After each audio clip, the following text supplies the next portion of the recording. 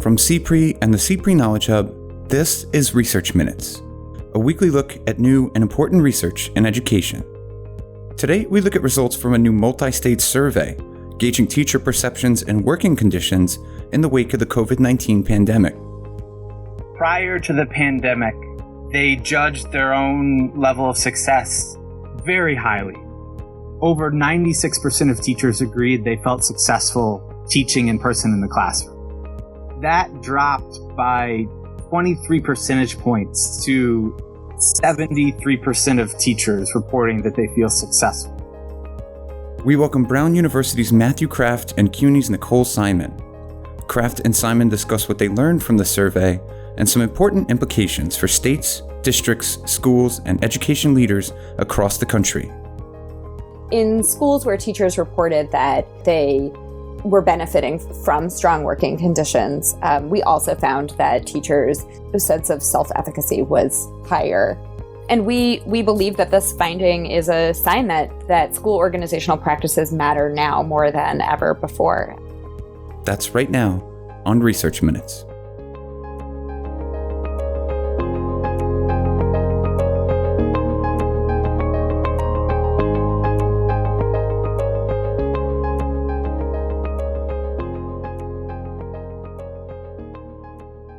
Hello and welcome to Research Minutes. I'm Keith Heumiller, Managing Editor of the CPRE Knowledge Hub. And today we're very happy to be speaking with Matthew Kraft, Associate Professor of Education and Economics at Brown University and Research Director for both Future Ed and Upbeat. Welcome, Matt. Thanks for having me, Keith. And we're also speaking with Nicole Simon, a University Director at the City University of New York and a research affiliate with Harvard University's Project on the Next Generation of Teachers. Thanks so much for joining us, Nicole. Thanks for having me. So today we're discussing your new report, which was produced in conjunction with Upbeat, titled Teachers' Experiences Working from Home During the COVID-19 Pandemic. The report is the result of a comprehensive survey conducted across 9 states in April and May, and it offers a unique glimpse into the world of teaching during what arguably is one of the most chaotic and challenging periods in living memory. To start, could you just tell us a little bit about the survey? What led you to conduct it, and what kinds of questions did you have about teaching during the pandemic? So, in my role as the Director of Research at Upbeat, a education technology company that focuses on supporting districts to improve their working conditions in an effort to increase teacher retention, we knew that we were facing this unprecedented situation where the working conditions that teachers were experiencing were unlike any that we had experienced before. And our typical working conditions survey wasn't going to really capture what was going on during this rapid pivot to remote teaching during a pandemic. And so we convened a number of district leaders and school leaders and teachers to hear from them what they were experiencing, what they wanted to know about from the perspective of their teachers, what was happening on the ground to help inform their practices both in real time this spring and to think about how to prepare for the potential continuation of online or hybrid type instruction as schools begin to reopen. And so hearing their feedback helped us to think about the types of things that we wanted to know about. And teachers and school leaders and district leaders focused on thinking about what were teachers' experiences like working from home and juggling their responsibilities at home and their new role as delivering instruction online. What was it like for teachers experiencing this type of new teaching via technology? How did the teachers perceive the quality of communication they received and the opportunity to continue to collaborate? And what was their own perceptions of their self-efficacy and the degree to which students were able to access and engage regularly? And so that shaped the questions we designed. We piloted those, got some feedback, and then included them in the spring administration of this working conditions survey across a large and diverse sample of districts and charter management organizations in states in the southern, Midwestern, and eastern part of the country. And this is a really nice kind of data point because it not only complements some of the more nationally representative but smaller surveys, but it helps us to kind of dig more deeply into what are some interesting nuances and differences in the way teachers have experienced this based on things like their level of experience in a school or the type of school that they work in. So to start, how did teachers respond personally to this dramatic shift that we saw to remote learning? Did they report struggles with things like work-life balance, added stress, or adapting to new technology? As Matt has talked about in other places, the challenge and scale of what teachers and the system of education was asked to do, a system that employs almost 4 million people on really short notice with very limited infrastructure. The public education system in this country very famously has trouble pivoting, was a huge undertaking and really a Herculean task.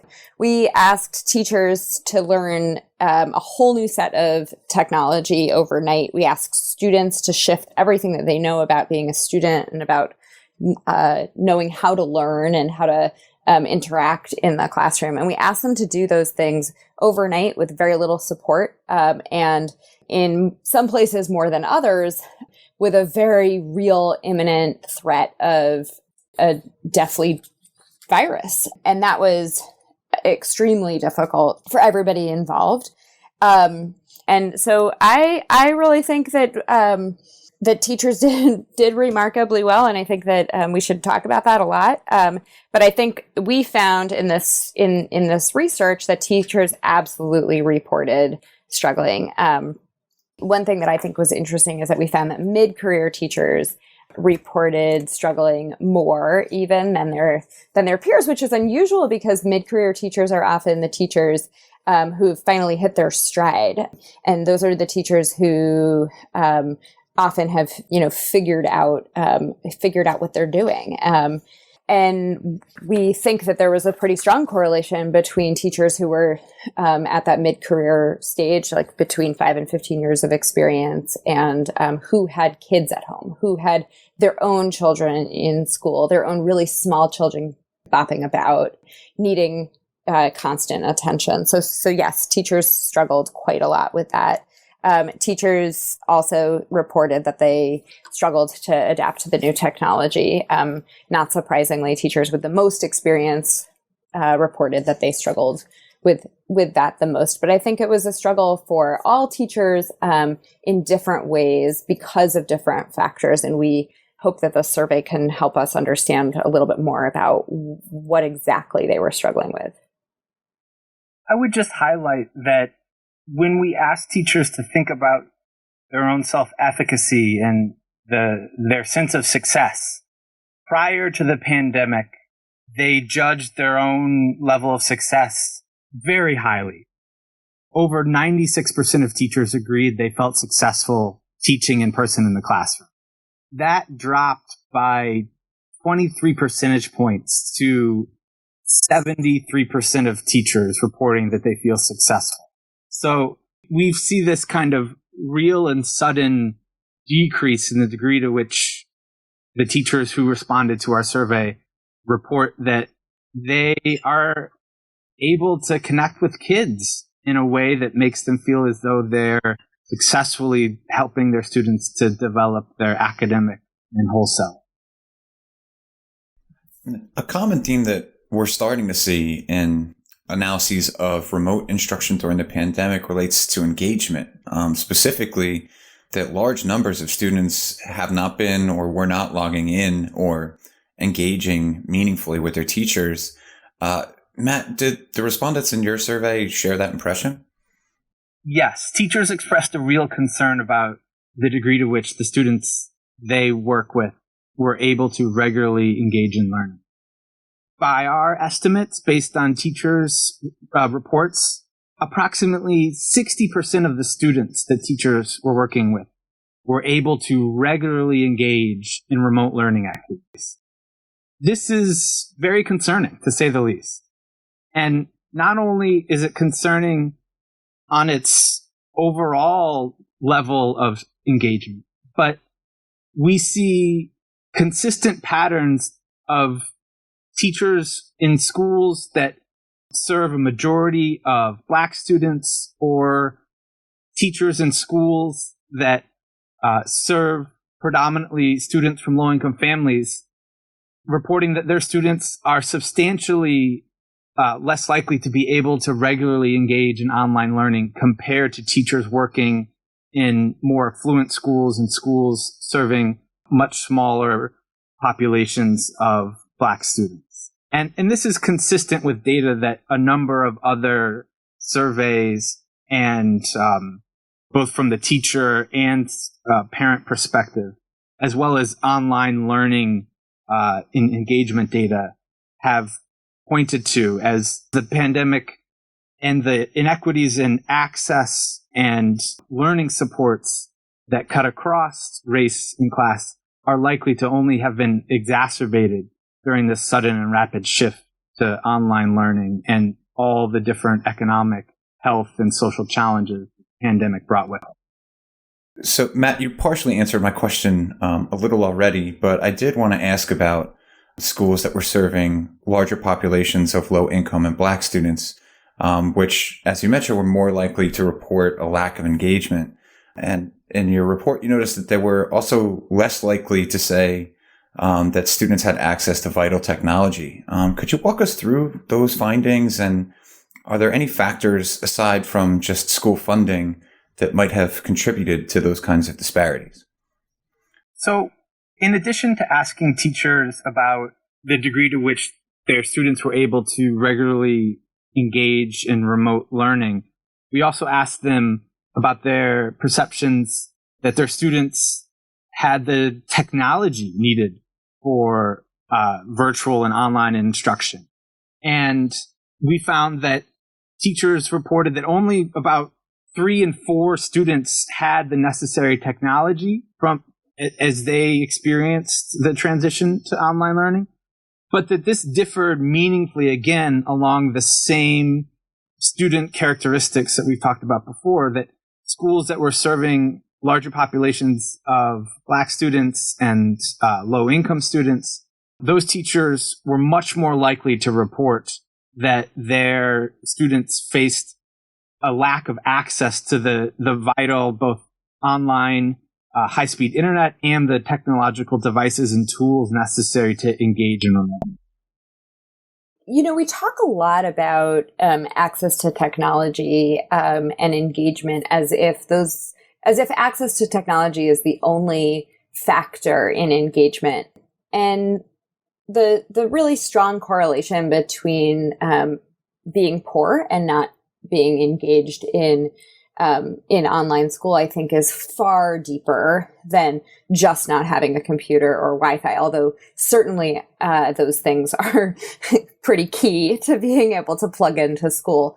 But we know a lot about what it's like to grow up in poverty and what that means for students, and the multiple stressors that young people who are living in poverty are contending with on a daily basis. And really excellent schools often are a place where students go and they can shut out the noise of, the static of growing up in poverty and focus. And we took that away from students. We took that away from their families. And at the same time that, again, a global pandemic was hitting, the virus was really real in communities of color and in communities where there was limited resources, limited funds, limited ability to work from home. The level of stress in those communities skyrocketed as lots of people lost work. People had to make decisions about, parents of students had to make decisions about whether to continue going to work and risk getting sick or to stay home and lose income. I live in New York City, where people live in really tight quarters, and even the wealthiest people in New York left because just the physical space that people live in here is really hard to be quarantined in. And so I have often thought about what it would be like to be living in an unsafe home, or a home that where I didn't have any space in the apartment that I could go into to be by myself. A lot of parks were shut down. Walking down the street became pretty difficult in certain places, especially if people weren't wearing masks or being careful. And so I think that it's important that we talk also about what it's meant to be really poor and to be growing up poor at this time. And that goes beyond just this like technical fix of getting students computers.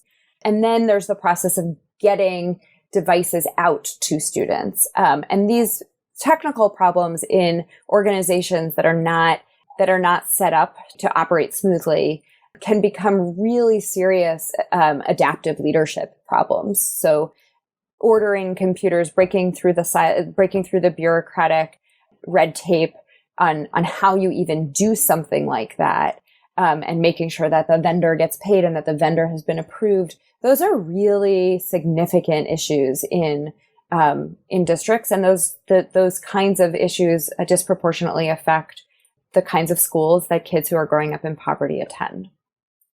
So you note in this report that most teachers in your survey reported that their district, school leadership, and peers communicated effectively and provided support. But you also note that their sense of success had dropped substantially since the shift to remote instruction. Could you expand on that a little?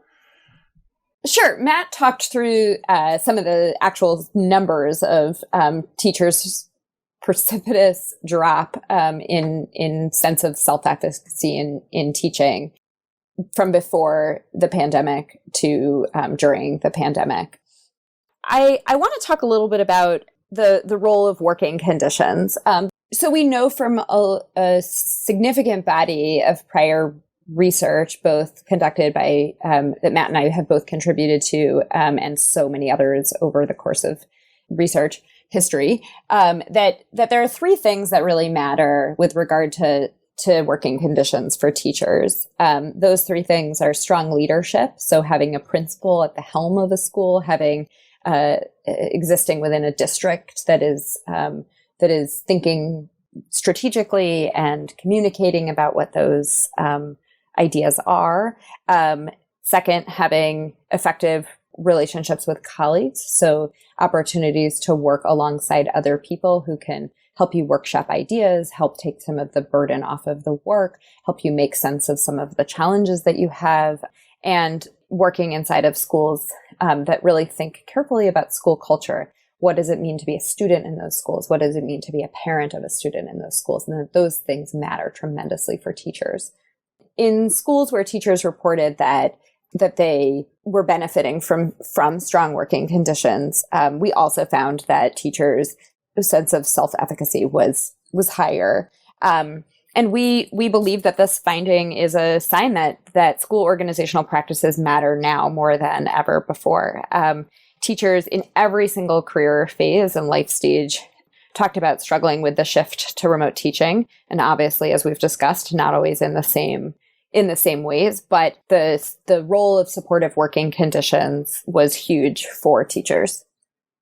So the working conditions that we asked teachers about focused on things like the communication they received from the district and their administrators, the degree to which they felt recognized in their work and their efforts, the opportunities they had for collaborating with their colleagues, and the degree to which kind of expectations seemed fair to them.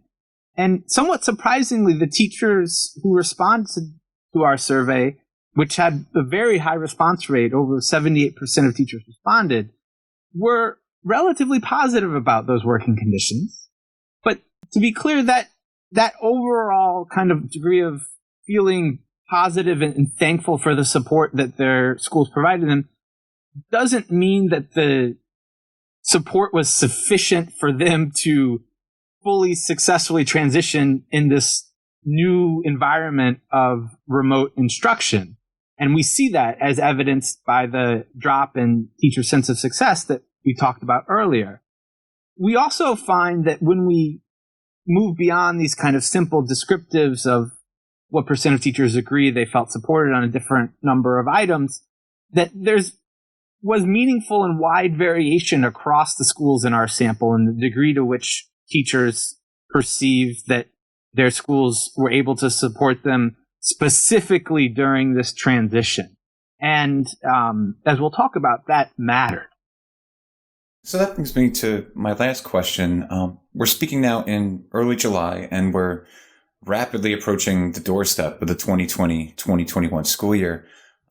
Few know at this point exactly what school will look like when fall rolls around, but are there any lessons that could be learned from your work here? What do you think districts, school leaders, teachers, or even families can take away from this report in their attempts to improve learning and instruction in the months ahead? Right now, districts and school leaders are faced with one of the most challenging decisions and situations that our education system has encountered in generations. And that is how to design schooling with the uncertainty and risks of doing so during a pandemic. That is coupled with the fact that most districts are facing huge budget deficits and without substantial federal aid are grappling with having to make real cuts when at the same time they're asked to support new expenditures related to keeping kids and teachers safe if they're attempting to return to in-school and in-person instruction. I think our survey has a lot of insights that school leaders can draw upon in thinking about how they're facing difficult trade-offs and decisions in the fall. Obviously, every place needs to decide if and when and how they can approach schooling in a safe way. But regardless of whether school is in person or online or some hybrid of those two, we know that working conditions matter tremendously, and that working conditions, as Nicole highlighted, are not narrowly those things that we might think about, like the quality of the school building and infrastructure or the resources in the science lab. That it's about relationships in school organizational practices and systems. And we see clearly in our data that those schools that had more successful working conditions were able to support their teachers to pivot and maintain a relatively high sense of success compared to those teachers who previously had a high sense of success, but whose own self-efficacy dropped tremendously in contexts where their working conditions were far less supportive. When I think about lessons that we've learned from this survey and in general from this time period, I have two maxims that come to mind from mentors of mine. One is something that Andres Alonso, who used to be the CEO of the Baltimore City Schools, talks about a lot, which is the importance of leading from a place of hope. I think that at this time of extreme unrest and despair and sadness, at a time where we are seeing emotions rise in all different facets of our public and private lives, that really sticks with me as something that leaders should remember, that it is so important to hear from people in charge that they know what they're doing, even when they don't, and that they have hope that it can get better. And I think that that is something that we really need to start to hear from leaders at every level, at the certainly at the national level, but also at the city, state, and school level, that there's hope for a better future, and that we can do this, and we can do it together. But then the second piece of that comes from one of my first bosses, whose name was Elika Cole, and he used to say all the time, "Real is real." I think real talk helps a lot in a situation like this, being really straight about what you know, when you know what you're doing and when you don't know what you're doing. And I think that for leaders to communicate about what they're concerned about, what they do and don't know, while leading from a place of hope, is really key. And I think will be key to any efforts, and certainly to getting people to follow a lead. And then I think that we, as a field, need to learn from the world of design thinking. We need to ideate. We need to stay in that space for a little bit. We need to totally figure out new ways of doing our work. We need to redefine roles. We need to ask students and their parents to give input, to think about that with us. And of course, as Matt and I have tried to begin doing in this survey, we need to ask teachers, what do they think? What do they need? What are their experiences? What are their struggles? And I think that we can do this. We can figure out ways to make the coming school year less of a disaster than this one was, in part because we can start now. We can start with a plan in July and get to work on figuring it out. But if we do that without really thinking outside the box about how we might approach the work, and if we do that without involving all players in the work, I don't think that we can be successful. Well, this is fantastic work, and we encourage our listeners to go and read the full report. Again, it's titled Teachers' Experiences Working from Home During the COVID-19 Pandemic, and it's available at www.shankerinstitute.org. Matthew Kraft and Nicole Simon, thanks so much for joining us today. Thanks for having us. Thank you. Thanks for listening to this week's Research Minutes, presented by the CPRE Knowledge Hub. For more episodes or to subscribe to the podcast, you can find us at researchminutes.org. To share thoughts on today's episode or to suggest future topics, follow us on Twitter at CPRE Hub. That's CPRE Hub.